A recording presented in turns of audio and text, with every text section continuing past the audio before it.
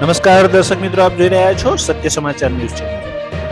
આજે સવારે ભારતીય શેર બજાર ધડાકા સાથે ખુલ્યું। બજારમાં સર્વાંગી અપટ્રેન્ડના લીલા સંકેતો જોવા મળી રહ્યા છે।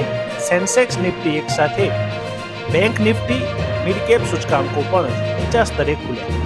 આગામી 3 દિવસ રાજ્યમાં વાતાવરણ સૂકું રહેશે। રાજ્યના અમુક ભાગોમાં વાદળછાયું વાતાવરણ રહેશે।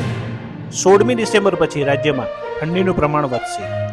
સુરાના ગ્રુપ અને કંસલ ગ્રુપ પર આવકવેરાના દરોડા। 5 દિવસ બાદ સુરાના ગ્રુપ ઉપર દરોડાની કાર્યવાહી પૂર્ણ। સુરાના ગ્રુપ અને કંસલ ગ્રુપના 22થી વધુ સ્થળોએ પર દરોડા।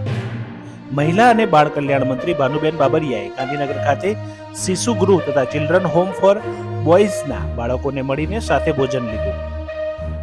ડેડિયાપાડાના ધારાસભ્ય ચૈતર વસાવા પોલીસ સ્ટેશન પહોંચ્યા। ચૈતર વસાવાના હાજર થયા પહેલા હજારો સમર્થક રસ્તા પર ઉતર્યા।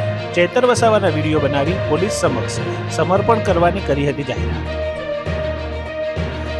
કૃષિ મંત્રી રાઘવજી પટેલના હસ્તે અને ઉદ્યોગ મંત્રી બળવંતસિંહ રાજપૂતની પ્રેરક ઉપસ્થિતિમાં ટાઈમ્સ ફોર ઓર્ગેનિક સ્ટોરનો શુભારંભ।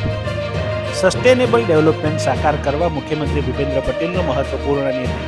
મહાનગરોમાં સ્વર્ણિમ જયંતિ મુખ્યમંત્રી શહેર વિકાસ યોજનામાંથી 484 કરોડ રૂપિયા વિકાસ કામો માટે ફાળવ્યા।